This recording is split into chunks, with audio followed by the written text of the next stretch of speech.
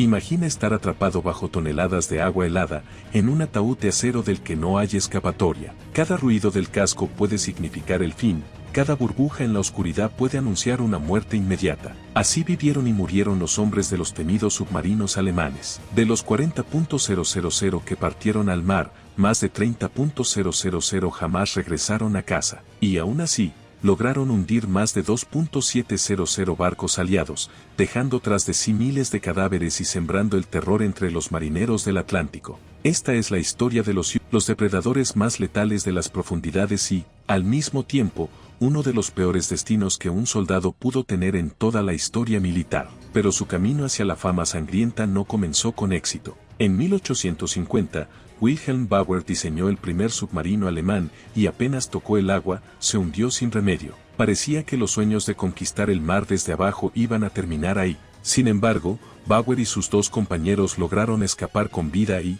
con ellos, sobrevivió también la idea de perfeccionar la máquina. A comienzos del siglo XX, Alemania buscaba una forma barata y efectiva de desafiar el poder naval británico. Los enormes acorazados resultaban demasiado costosos, así que la estrategia fue otra: atacar donde más dolía, hundiendo la flota mercante. Así nació el U-Boot moderno, abreviatura de un tercer barco submarino. Para cuando estalló la Primera Guerra Mundial, la Marina alemana ya tenía 28 de estos ingenios listos para la acción, y muy pronto demostraron de lo que eran capaces. En septiembre de 1914, el submarino U-9 sorprendió al mundo entero al destruir 3 cruceros británicos en menos de una hora, acabando con la vida de más de 1.400 hombres. Con ese ataque, las reglas de la guerra naval cambiaron para siempre. Claro que estos primeros submarinos estaban muy lejos de ser máquinas perfectas. En realidad funcionaban la mayor parte del tiempo en superficie, y solo se sumergían para lanzar un ataque o escapar sin ser vistos. Dependían de motores diésel en cubierta, que a la vez cargaban baterías rudimentarias que alimentaban al submarino bajo el agua. Eso les daba apenas unas horas de autonomía, moviéndose a paso de tortuga, antes de tener que volver a emerger. Una vulnerabilidad que dejaba a la tripulación expuesta al más mínimo descuido. Al comienzo, los capitanes alemanes respetaban lo que se conocía como reglas de premio, detenían a los buques mercantes, dejaban que la tripulación evacuara, y recién después hundían la nave. Pero aquello no tardó en quedar en el pasado. Los británicos comenzaron a usar los llamados Q-Ships, barcos disfrazados de mercantes que ocultaban armamento pesado. Muchos submarinos alemanes cayeron en esas trampas y, tras las primeras bajas, la caballerosidad en el mar murió de golpe. Nació entonces la guerra submarina sin restricciones. Cualquier barco era un objetivo válido, civil o militar, sin advertencia previa. El caso más famoso fue el del transatlántico RMS Lusitania, torpedeado por el U-20 en mayo de 1915. En apenas unos minutos, casi 1.200 personas perecieron, entre ellas 128 estadounidenses. Este desastre diplomático acercó a Estados Unidos a la guerra y, a la larga, selló el destino del imperio alemán. Al final de la contienda, los U-Boot habían mandado al fondo del océano más de 5.000 barcos enemigos. Pero el precio fue enorme: 178 submarinos perdidos y cerca de 5.000 tripulantes muertos. Y, lo más escalofriante, aquello apenas fue un ensayo, porque lo que vendría después superaría cualquier pesadilla conocida en la historia naval. El Tratado de Versalles prohibió expresamente a Alemania construir submarinos tras la Primera Guerra Mundial. Pero si hay algo que la historia ha demostrado una y otra vez, es que los alemanes nunca fueron muy buenos para seguir reglas que los limitaban. Apenas firmado el acuerdo, comenzaron a buscar atajos. Instalaron oficinas de diseño en países neutrales y ofrecieron planos y prototipos a marinas extranjeras, mientras en secreto perfeccionaban los futuros U-Boot que volverían a sembrar el terror. En 1935, Hitler rompió cualquier apariencia de obediencia y anunció públicamente el rearme. Al mismo tiempo, un hombre clave de la Kriegsmarine, el almirante Karl Dönitz, ideaba una táctica que se convertiría en la pesadilla de los aliados: la manada de lobos. En lugar de operar de manera aislada, varios submarinos coordinarían ataques nocturnos para destrozar a los convoys mercantes protegidos por escoltas. Era una estrategia brutal, diseñada para saturar cualquier defensa. Con el inicio de la Segunda Guerra Mundial, los U-Boot volvieron a salir en masa. El Tipo 7 se convirtió en el modelo más emblemático: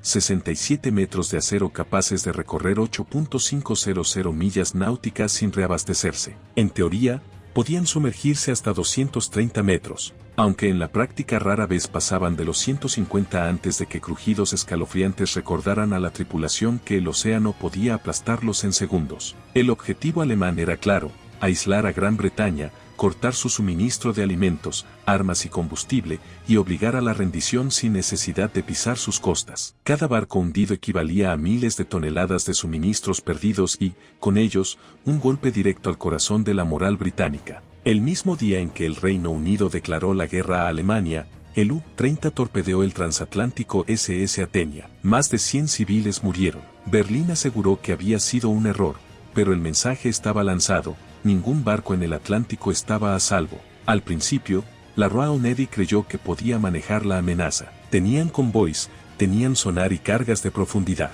pero pronto descubrieron que subestimaban a un enemigo mucho más rápido, sigiloso y letal de lo esperado. Hacia finales de 1939, decenas de barcos mercantes ya yacían en el fondo del mar. Los marineros partían de puerto sabiendo que tal vez nunca llegarían al destino, y Donitz apenas estaba empezando. Las tácticas eran tan simples como mortales. Durante el día, los U-boats seguían a los convoys desde las sombras. Al caer la noche, ascendían a profundidad de periscopio, aceleraban y se posicionaban para disparar. Calculaban trayectoria, velocidad y ángulo con lápiz, papel y cálculo mental. Nada de radares ni sistemas guiados, solo experiencia, matemáticas y nervios de acero. Una vez listos, lanzaban los torpedos impulsados por aire comprimido. Los más veloces eran los de vapor, que dejaban un rastro de burbujas delatoras. Los eléctricos, en cambio, eran silenciosos y letales, aunque poco fiables en los primeros años. Un solo submarino podía llevar hasta 14 torpedos,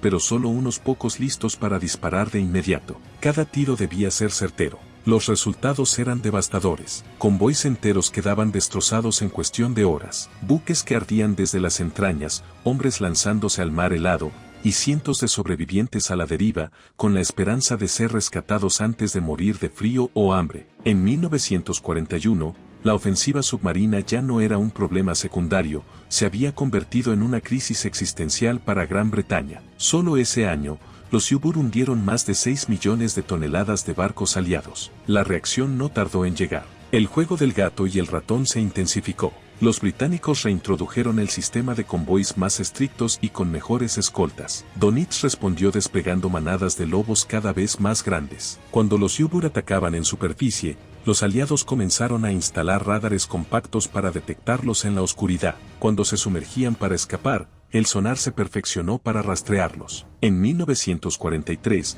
los aliados ya contaban con escuadrones cazasubmarinos especializados y bombarderos de largo alcance equipados con radar y cargas de profundidad.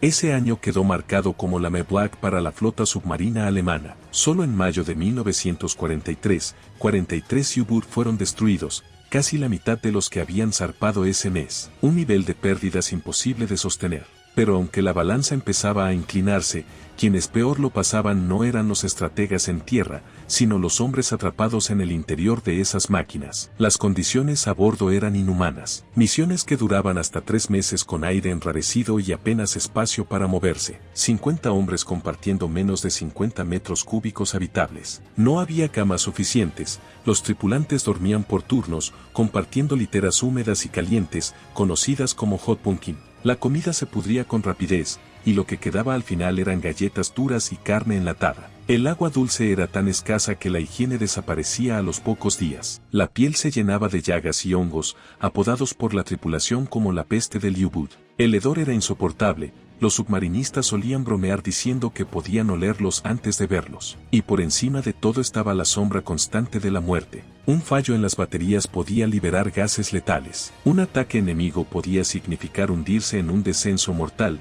La nave se precipitaba más allá de su profundidad máxima hasta que el casco colapsaba en milésimas de segundo. Si eso no ocurría, la alternativa era aún más cruel: quedar atrapados en el fondo, con el agua filtrándose lentamente y el oxígeno agotándose. Una tumba de acero en medio de la nada. Era un destino tan común que los propios marineros lo aceptaban con humor negro. Decían que firmar para servir en un U-boot equivalía a firmar la propia sentencia de muerte. Y no estaban exagerando. Más del 70% de todos los tripulantes jamás volvió a pisar tierra. Así fue como los depredadores más temidos del Atlántico se convirtieron, con el tiempo, en presas desesperadas. Su historia está marcada por audacia, terror y sacrificio. Pero aún quedan episodios increíbles e insólitos que desafían toda lógica, hazañas casi imposibles que merecen ser contadas en otra entrega.